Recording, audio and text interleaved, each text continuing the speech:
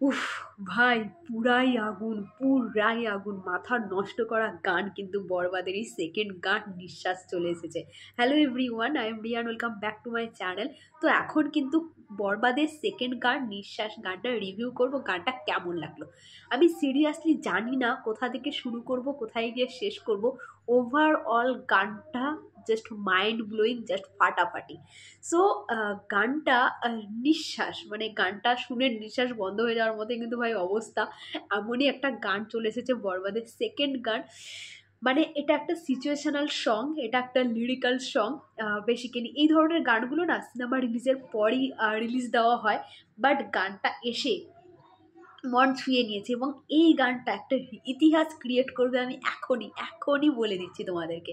তো এখানে বেসিক্যালি যেটা মনে হলো যে নিতু, যিনি সাকিব ভাইয়ার প্রেমিকা, কোনো একটা কারণবশত দুজনের একটা অভিমান ক্রিয়েট হয়েছে এবং নিতু এমন কিছু করেছে যার জন্য সাকিব ভাইয়া তার প্রতি একটা অভিমান, তার প্রতি একটা রাগ, এবং তার থেকেই সে তার জেদটা দেখাচ্ছে। এবং এইখানে সাকিব ভাইয়া যে তেজটা ক্রিয়েট করেছে না, তেজটা দেখাচ্ছে জাস্ট মাইন্ড ব্লোয়িং।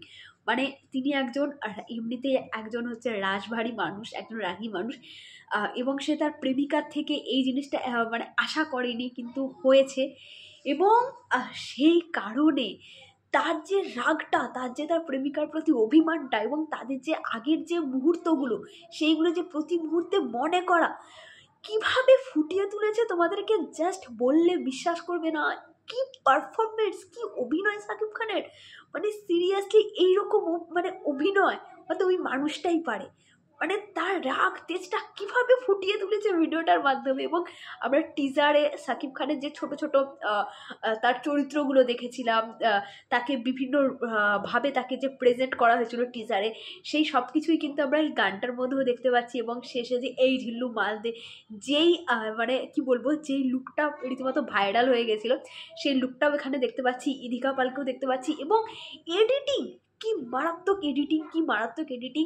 এবং সঙ্গে গানটা একটা অন্যরকম, প্রতি নিঃশ্বাসে তোমার লেখা আমার, মানে আলাদাই একটা গান। গানটা এখনও মানে দারুণ লাগছে, দারুণ লাগছে। এবং তোমরা হয়তো অলরেডি প্রত্যেকেই গানটা শুনে নিয়েছো, তোমরা বুঝতে পারছো যে কি অভিনয় এবং গানটার এডিটিং কি সেরা সেরা। মানে গানটা একটা ডিটেলস ভিডিও তো অবশ্যই আসবে, গানটা থেকে আমরা কি বুঝতে পারছি, কি হতে চলেছে গল্প, এ নিয়ে তো অবশ্যই একটা ভিডিও আসবে। আপাতত মারাত্মক একটা গান, এবং এই গানটা একটা ইতিহাস ক্রিয়েট করবেই করবে। তোমরা এখন থেকেই আমি তোমাদেরকে বলে দিচ্ছি, অলরেডি ইতিহাস ক্রিয়েট করা কিন্তু শুরু করে দিয়েছে। এবং কয়েক ঘন্টার মধ্যে এই গানটা ইউটিউবে ট্রেন্ডিংয়ে আসবে, ট্রেন্ডিং নাম্বার 1-এ আসবে, তোমরা লিখে নিও।